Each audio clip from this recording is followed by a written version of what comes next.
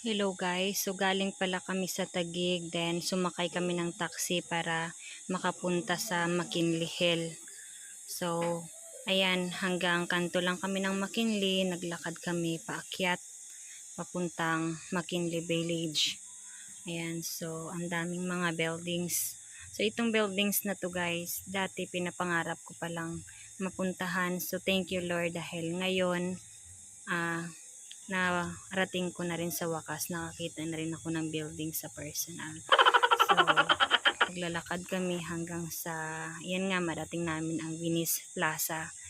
At ayan nga guys, hindi na namin pinatagal, pumasok na kami agad sa loob ng Venice Plaza. Diyan yung makikita yung swimming pool sa gitna ng buildings, and syempre hindi naman pwedeng first time kong marating na hindi kasama ang aking mister. So siya ang aking kasamang namasyal dito. Ayan, so ang dami nating makikita mga restaurant sa palibot nito na pwede nyong masubukan.